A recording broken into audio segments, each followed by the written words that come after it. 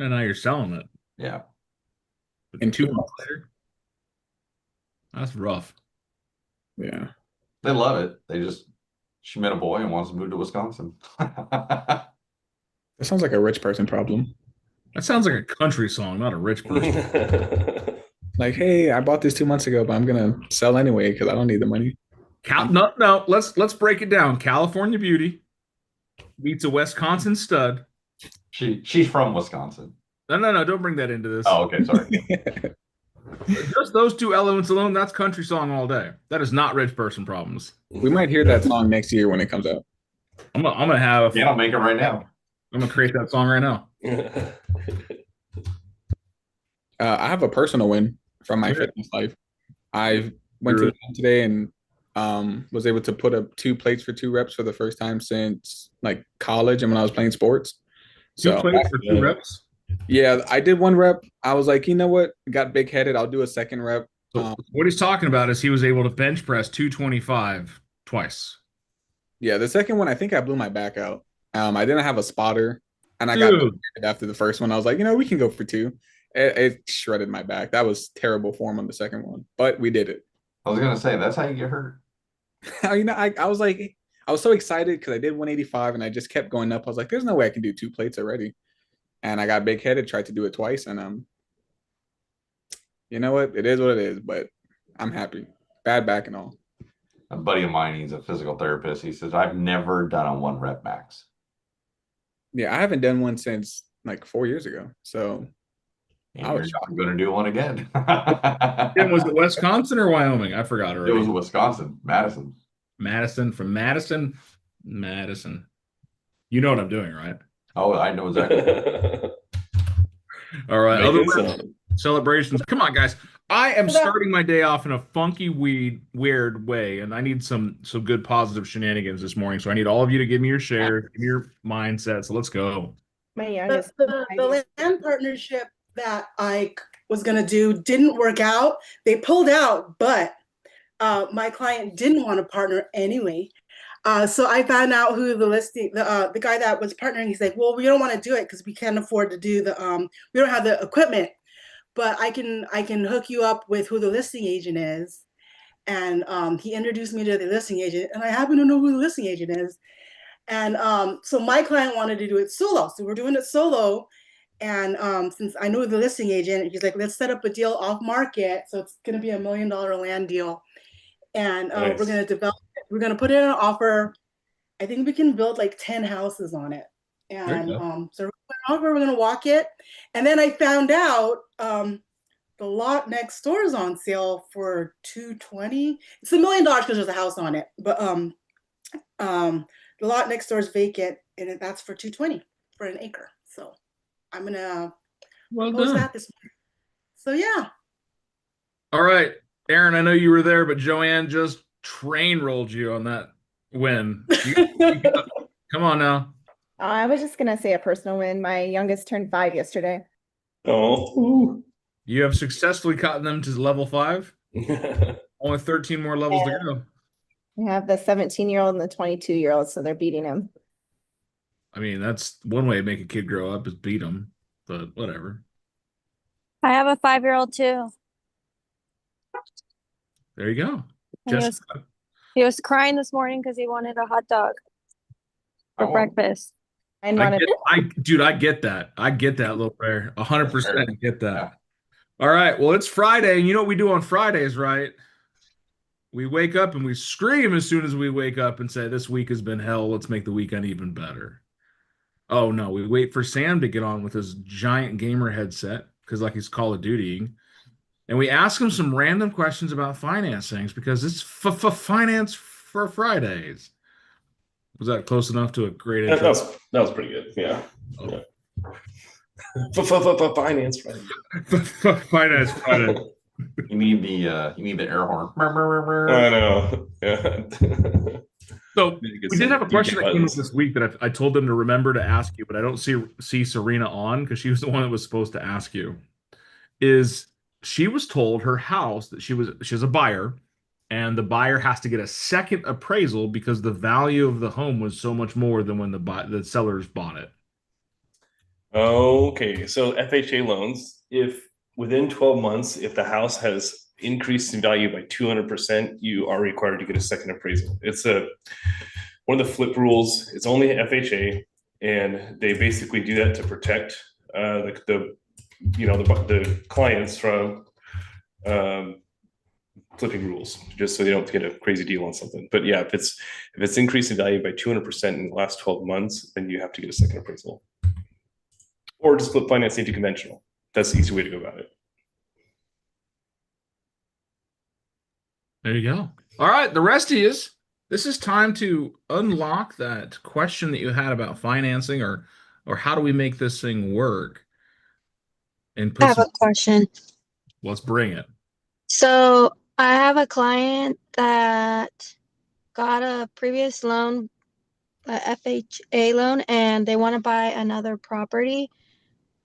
But from what I heard, it has to be within 100 miles. Correct? No, so 100 miles. So you Like can to only buy another property.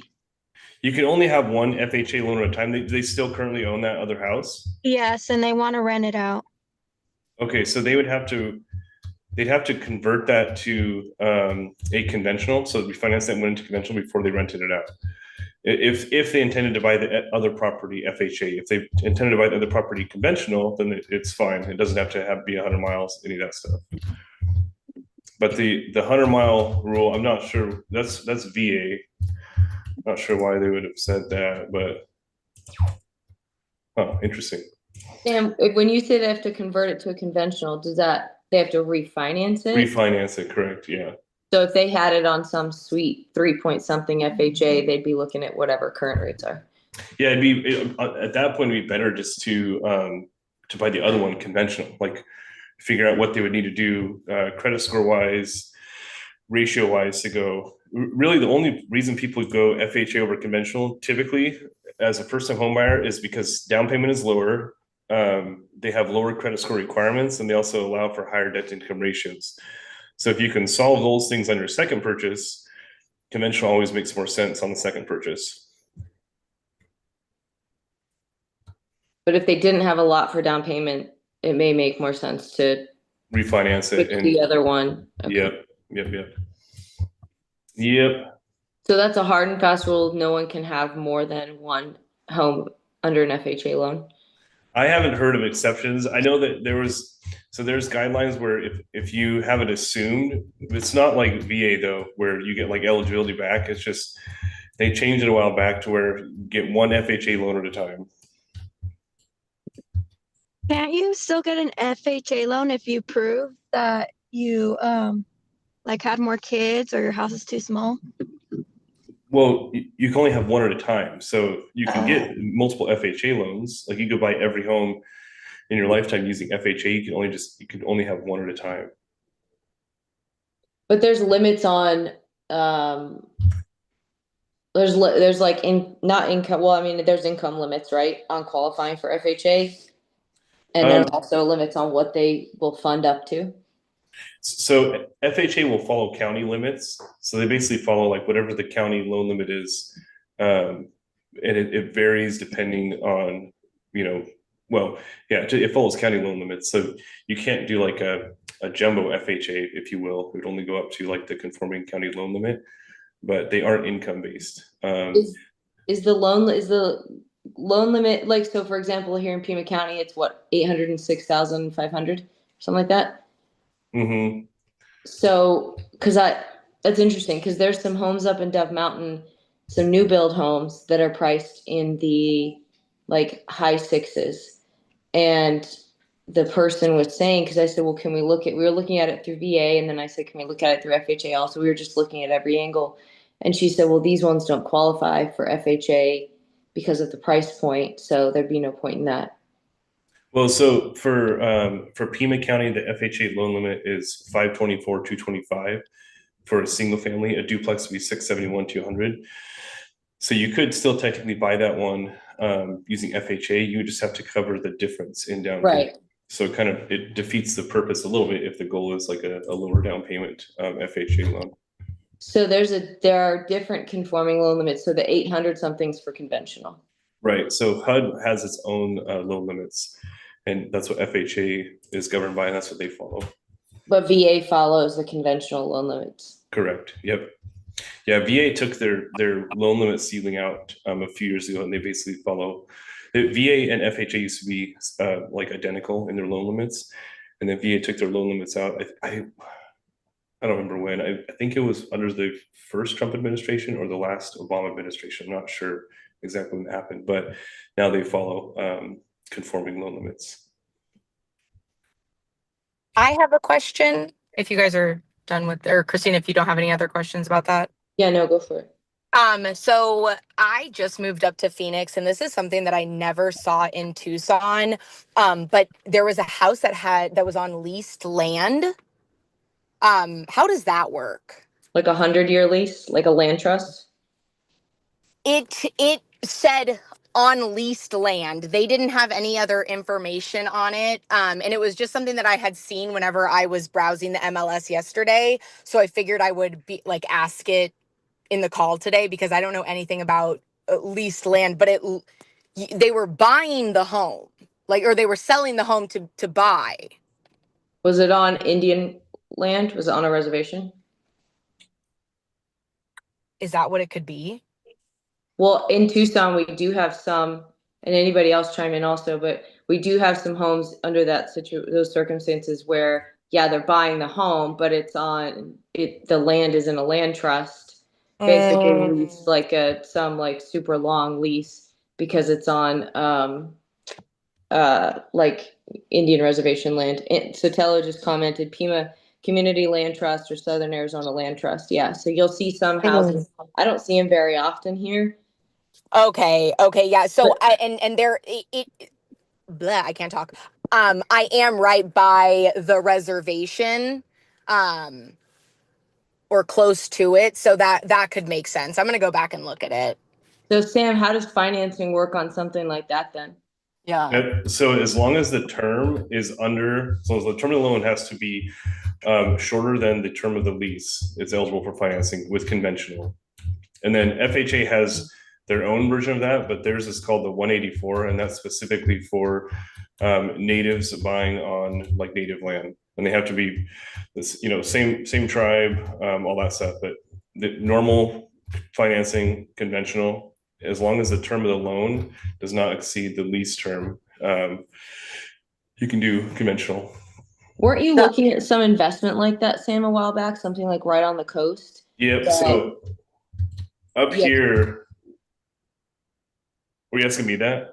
Yeah. I thought I remember you were looking at something like that, and wasn't the situation that the lease was going to run out, so you were not being able to get financing or something like that? Right. So up here we have, it's called Shelter Bay, and it's a really small tribe that owns this entire coastline, and all of them have they're all like $1 million homes on there, but they've decreased in value substantially over the last couple of years. So you could buy one of these houses now for like $300,000 to $400,000 because their lease is expiring, and it's basically making it so they're unfinanceable. However, the word on the street, if you will, is that they are going to renew that lease back to 100-year. And so once that lease is renewed, the property value on those is going to skyrocket because they'll be eligible for financing again. So I'm actually currently putting together funds to be able to acquire like 6 of these properties. Yeah, I'm still waiting on the investment pitch deck on this, Sam. Like, I know it's piqued Dan's interest. Like, he's like, tell me more. Yeah, if you can get the information and time it right, that can be a really crazy way to flip a house just by, if it's a desirable location. Like there's some, properties that are in tribal land, unfortunately, that is, they're not super great. But this one is, Washington Coast has got a lot of tribal land that is locked up in that way. And when the lease is expiring, it usually pushes property values down. And so if you can buy them before that renewal and hold on to them, be a nice little come up. So what happens if you buy a home like that and the lease is not renewed? It's like going to Vegas and betting everything on, black or something, and it hits red. I mean, at that point, you're just sort of screwed, and hopefully you can rent them out. Fortunately, my game plan for this, the rental market is still super strong. So at what I'm buying them for, I can still rent them out and cover the net on it. But the goal would be to hold them just long enough to be able to sell them when the lease renews. So if the lease doesn't renew, it's not like you're like, oh no, you can't live here anymore. You have to vacate the land. It's just that it's not financeable. Correct. Okay. And then if the lease doesn't renew, then the tribe at any point, it basically goes like a year over year. From what I know, every tribe's different, but this one specifically, it goes like a year over year, like essentially an HOA. So they could say, hey, every house has to be painted pink, and if you don't paint your house pink in the next however many days, here's a fine. So they can impose a lot more rules and stipulations on you, but no, you wouldn't like lose the house or anything. So on homes like that, the buyer that's buying the house would be paying monthly association dues, probably both to like a master association of sorts, where it's like paying for the lease plus whatever the HOA is. It would be, in this case, it's one and the same. So they could increase those fees kind of at a whim, which is kind of scary, but I don't think you're paying two though. I don't know about you, Caitlin, but when I was looking at it, one of those for a client, they were hesitant for that because they were like, what does this mean? And I explained it and they were like, oh, well, why would I want to do that if I don't have the land? Yeah, and that's what I was thinking. And I wasn't looking at it specifically for a client. I was just trying to more familiarize myself like with the area and with the houses and whatnot. And that was just something I had never seen before, but it makes sense. It makes sense. And yeah, I would assume the same thing if I were to be in that position. Now, the Section 184, the FHA loan for Native Americans, that can only be used by Native Americans, correct? Because I have had a deal where I represented the seller and the buyer used that. But it wasn't on a reservation, like the home or anything. They were just able to use that financing. So it has to be within a certain radius of their reservation, and you have to be able to prove bloodline. So if it's like Cherokee, for instance, it has to be within a certain distance of a Cherokee reservation, and you have to be able to prove that they have a certain percentage of Cherokee bloodline in order to use the 184. But no, you do not have to buy on reservation land. Okay. Where can I buy Cherokee blood? Right. So the land trust programs that I was talking about, Southern Arizona and Pima County, those are actually more like low income programs. Those are where it's basically a small stepping stone for home ownership. You split the equity when you buy it. I mean, when you sell it, you split the equity with the program, and you could only sell it back to someone else that's using the program. That's right. I remember that. So you're capped. That's right, Anthony. Yeah. That's the main reason. That was like twofold. I had some first-time home buyers because it was at a very attractive purchase price, and they were like, how can you get like a house that looks like this for this price? So we dug into it and I saw that, and that's right. So they were like, okay, so A, I don't own the land, and B, I'm limited to, regardless, like basically of what the market does, on what I could do with this house in the future. Yeah. And it's basically it's great for low income people that are trying to get into the door, because after, once they live there a little bit, get a little bit of equity, even though they split it, it should be hopefully enough to put a down payment down on their next home. That's the way I put it. Now, yes, 90% of people don't think it's worth it, but for the 10% that do, it's definitely a great program. So is there financing wrapped into that, or that's just the program finances it themselves. Mm-hmm. Interesting. And basically that's how they subsidize it. Like basically they do their own financing. They split the equity with the program person, the seller. But that's the split equity goes back to the program to continue doing these things. And I want to say they probably have 5 to 10 houses at any given moment. Like if you look on MLS, you'll see one out of the blue, stupid low. Yeah. And you'll know that that's one of those type of programs. So in regards to like lease land versus conventional land, the the question that comes up, because there's a bunch of lease land up here, and affordability, it's always kind of coming into question. Is this a good investment? Where clients are kind of trying to figure out, should they buy lease land because you can get it significantly cheaper. It's a lease. So does anyone know what happens when you pay off a note on your home? You mean in general or on that Just type in of general. land? In general. Dan pays off his house tomorrow. What happens with his land? With my land, Mm-hmm. I have to pay taxes on it still. So it's When do you stop paying taxes? when do I stop paying taxes? When you die. The day after World War III, and we take back the country. And do you have to Boogaloo. do you have to ask permission to build something on your land? Yeah, I still have a permitting requirement on land for the county. It's never free use. Yeah, so that's kind of it's unfortunate, but yeah, like I've got a ton of land, but you never really, like, do you actually own it? Because you still have to pay taxes on it as long as you live there and own it, and you have to ask permission to do anything with it. So I don't see how it's much different than lease land. As long as the lease is not expiring and they're not going to take it away from you. But even in today's day and age, if the government decided that Dan had done something wrong, they could take his land from him and say, well, hey, we're going to seize your land because you did this and this. And so Well, and then you've obviously got like eminent domain, if that ever is applicable, and things like that. True. Let me ask you this question. On leased land, then if somebody's looking at that, can you make improvements? Can you do additions? Like we have, same as pretty much around the country, we've got regulation changes coming down the line for ADUs, which we've already seen at the city level, and then county's supposed to implement changes by January 1. So can you do things like put an ADU or make any other improvements to lease land properties? That is a great question, and I think you have me stumped. I would have, so. All right, we're done here, Normal folks. building, Bye. I Thanks for coming. know. For normal building, you still have to go through like the tribal building permits department.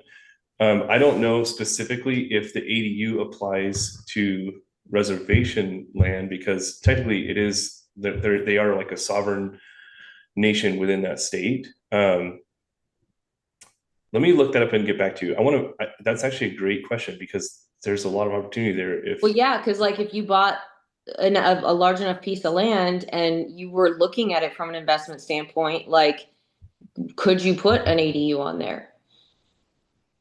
Or a guest house? I mean, because we're seeing distinctions still at the county level between a guest dwelling and an ADU, which we could have a whole separate conversation with everybody.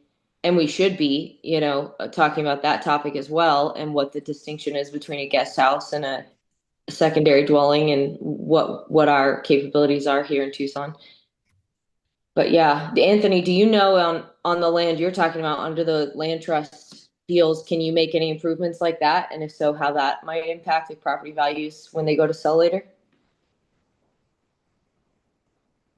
You're muted.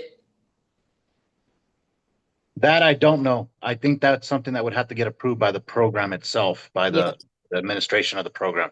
Because they're the ones that own the land, and they're the ones that are leasing it out to the homeowners. That's the way the land trusts work up here too. Basically have to get, if you're gonna do any sort of modifications or upgrades to the home, you have to get it approved with them. But it's the same thing, where when you sell it, you're splitting the equity with them. So it does benefit you a little bit, but it also benefits you just, kind of watching the paint dry or paint peel, whatever that saying is.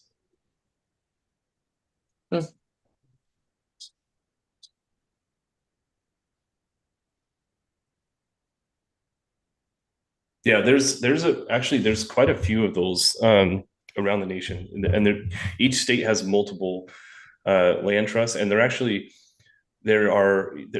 have even gained in popularity where there's like nonprofit or non-agency affiliated trusts, where like a private organization that's a nonprofit will buy multiple houses and they'll sell them to a certain criteria or classification of home buyers. And then the same thing, when you go to sell it, you owe them X amount of the equity in the property. Well, that's what I was gonna say. I mean, is that like from a developer standpoint? Like I know guys here, and Dan, I'm thinking of like Jake Lamro, where they've got like they deal in like big parcels and they're looking at selling to land developers. Is that something a private group can do, or a private individual is develop it, put the land in a trust, sell them, and come in with like a solution for affordable housing? I wonder if that, and this is me going down like an ADD rabbit hole, but like, do they, if aren't there grant funds available for like land developers, home builders, if they're offering some kind of subsidies or solutions for low income housing?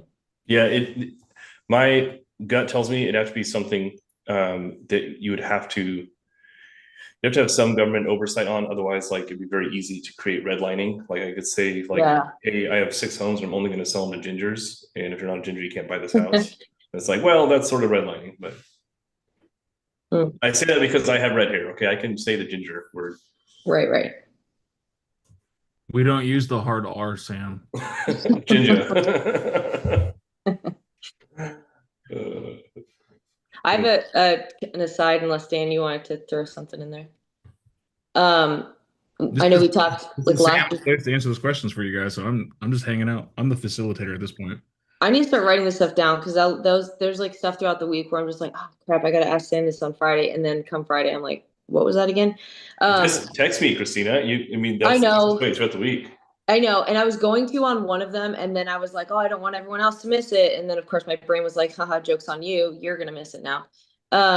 But so I'm under contract on a VA assumable right now with some clients, and for that, it's interesting because I did one last year when I was like new, right? And you guys are gonna get a kick out of this. Some of you that understand what I'm saying. I negotiated for the seller to cover closing costs on a VA assumable when there's a spread anyway. When it's like it's all cash out of pocket. So what's the difference? Why wouldn't you just do a price reduction instead of like closing costs? I called Dan on this, or no, maybe I called Aaron on this. Anthony's getting a kick out of it. I'm like, no, let's negotiate the percent of closing costs. And I know the agent on the other side was like, this freaking rookie, man. It's 6 to 1, half a dozen of another. No, because some people see it differently. But what would be? Go ahead, Anthony. I was gonna say I was gonna get a kick out of that too, because when I had the solar one with as an assumable, yeah, we were going back and forth. Both of us were going back and forth, and we're like, wait, we can't do anything with it because it's all cash. So like the difference in the solar, like there's it's not part of the loan. You can't raise it to cover the solar because it's all cash. That's exactly right. Yeah. So with the assumable, like, I guess one thing I was really trying to wrap my brain around that was, okay, if they're paying the cash difference between the loan balance and the purchase price, closing costs essentially are irrelevant because it's all cash out of pocket to close. But one thing that I guess I'm curious for anybody else that might have done VA assumables, how are you guys factoring in the buffer? Like if somebody's got, I have this pool of money and this is the absolute maximum that I have to put down on the delta between loan balance and purchase price, on my closing costs, all of this, and then knowing that VA assumables don't get closed in 30 days, like what's everyone's kind of best practices around this, and how are you kind of advising your clients on what to account for? You're asking too many complex questions in a single stream of consciousness. Welcome to my brain. Mine followed it, but everyone here. So first question, how are you advising them on cost? Go over it. Give them a cost sheet. Show them the exact breakout. Make sure they have the money to cover it in the worst case scenario. Second question, how long does it take? Tell them, hey, we might be able to get this deal locked up, but it's going to take 60 to 90 days to get closed. How do you feel about renting back the property from the seller in the meantime, keeping the equity position in place, but also allowing you to move in sooner and helping them offset their expenses for the next 3 months? Yeah, but how many months do you factor in? Are you doing like 3-month buffer? Did you just hear me? Yeah. The next 3 months. In that scenario, but in your first response, when you said, I'm telling them we're going to sit down and have the cost breakouts. If they're just buying the house and the sellers are totally okay with having a 90-day escrow, the seller knows that they're going to pay the dollar amounts for the monthly payment, and that's going to reduce the principal, which increases the spread. Right. factor that into my worst case scenario with my buyers and say, hey, the spread right now is $150,000 plus your closing costs. You're looking at about $170,000. Every Plus month that 3 goes months. up Yeah. $2,000. Now that $2,000 is what you guys are paying in rent now. Instead of just having the spread increase every month, what if we get a rent situation where you guys can move in, then rent the house, get rid of your other one? That way you're not paying double mortgages or double rents or whatever it is, and then the spread, we keep the equity spread the same. That rent goes straight to them. It doesn't change anything, and then we close the deal as a factor of the math at 90 days from now. Well, so the rent would go to the seller, but then it's still Yeah, cash but, out of pocket for the buyer. yeah, but it's still cash out of pocket. But instead of having, I got to pay, I have to increase the equity spread for the Yeah. next 10 days because it is spreading with every payment. It may not be $2,000. Well, it'd be more. It It'd might be be more more. if they rented it back. And if they rented it back, then we keep the equity spread there because every payment, the equity increase from the seller side gets credited to the buyer. So they don't have to pay that because they're the ones paying the payment. Well, yeah, but that's what I'm Keep the saying. equity Like, spread the same as when we go under contract than it is then in 90 days from now. Now, but that doesn't always work out because sellers aren't usually like, yeah, you guys can move in and rent it from us until it closes. I've only done that a couple of times, but it gives you an opportunity to keep cash in pocket the best you can. But it all starts that first conversation is, do you have the funds to cover this in its worst case scenario? I guess it depends on their situation too, though, because like if they're in base housing, for example, or they're not putting out a lot currently, like they don't own a house currently, so they're not paying a mortgage. Right. If they were to sit and wait, run the clock down on that 30 days, let's say it's $700 toward principal every month, they're just paying back that principal difference in the increase in the spread versus if they're going to rent that from them and the house rents for, the full thing plus the interest, which would normally be the responsibility of the seller still. So it's like $700 out of pocket to repay the principal versus $2,000 for the rent. Look at the situation. I'm not telling you that that's the best case. And I even caveated it. If they're paying double mortgages or double rent, it may make sense for them to do one. If Yeah. then just pay the equity difference. Yeah. That's why you have to look at the whole scenario and talk with Sam on it and say, hey, this is what we're trying to do. This is how much they have. How can we make this work? You're talking one of the most complicated scenarios in assumption financing as a VA because they take forever. And it's like the sellers are like, well, my payments have gone down. I want more money. You're like, I know. We factored that in when we first gave you your offer. Kick rocks. Yeah. And that's so you think that a 90-day is a fair sort of average to buffer from the initial spread that we're seeing. Yeah. And I'd say that because it's find out how long they're usually taking, 61 to 90 days. Yeah. And they're sometimes faster, which is fantastic. And you can even build that into your plan. Is if it closes by this date, this amount. If it closes by this date, this amount. The problem is that you have a graduated equity payoff. Every month they pay off, more and more equity gets applied. Yeah. If it's earlier in the loan, which you're hoping for, you have a huge interest amount and a tiny equity, so it benefits your buyer. If it's later in their loan, then you're paying more equity than interest. But that's it. It becomes a nightmare. But that's why it's really important to have the conversation with the sellers and the buyers and the lender all up front. This is what we're trying to accomplish. This is how we're going to do it. Let's plan on worst case that we're not surprised and stuck in the end of this. Yeah, because I feel like for VA buyers that are looking at assumables and they're looking at that difference, it's like most of them, it's so tight, right? It's like I can barely afford this, or it's like they'll see one, they're like, okay, that's just under our threshold. But it's like, okay, well, make sure though, hold on, we have to factor in these other costs, these other like what if, like this what if padding. You still might be able to get closing cost assistance to help out with the cash out of pocket. Why not? The sellers would do it on a normal loan. But that's what I'm saying. It's essentially just negotiating a lower overall purchase price, right? Because it's like if we came in and this was a new VA, yes, they would need help with closing costs. But since there's a cash difference here, if we just can negotiate a lower purchase price, we're absorbing the 3% that we would otherwise be asking for. Or let's say I only have $100,000 and the spread's $100,000. I need the seller to cover the 4% spread on closing costs. I'll give them the 100K cash that I've got. The seller's going to credit me back the amount I need for the additional closing costs and lending fees. That's was what there- I'm still paying. It's not really a reduction in price. It's just a reduction in out of pocket. So is there an instance where, like, would you want to do one way versus the other way with that? Is there an instance where it would matter how that reflects on paper? If you don't have the cash, then you need to do the credit. Well, but if you don't have the cash, what I'm saying is you could also do a reduced purchase price. You could. But like I said, some sellers will see a purchase price reduction as a bad thing, but have no problem giving you a credit. Okay. I want 400,000 for my house. I won't take 396. Hey, they're going to give you 400,000, but they need $6,000 in credit. Okay.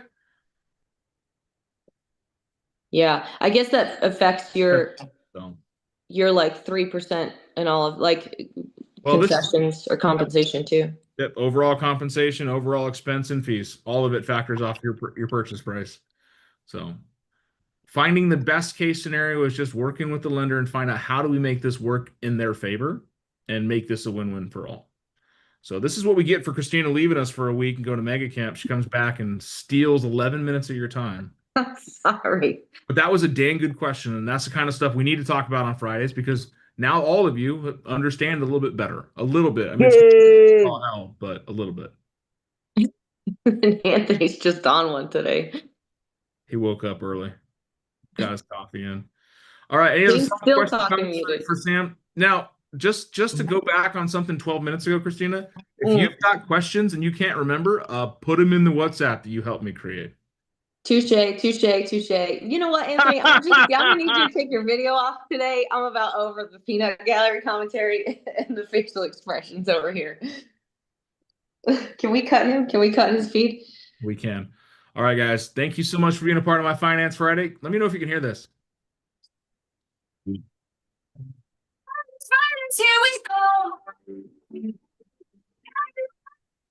Barely. It'll Cutting keep out. cutting in and out a little bit. Oh, you can't. Oh, it's here. I'll do this for you. We're going to leave Sam on a high note for his day. Please tell me he has a theme song. Oh, yeah. Is this the song you sent to the chat? Oh, that was for Oh yes. Fridays, here we go. Yes.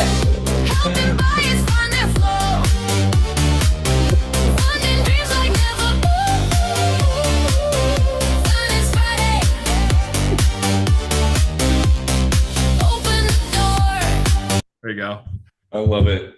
I have glow sticks. You guys can't see it, but I have glow sticks. Guys, great conversation today. I think that the extra 10 minutes is well worth it, well invested. We're excited. Most people jumped off of here, but the troopers stayed and got the shenanigans. Jim, there's your song for your buyer and your seller. Just having some fun.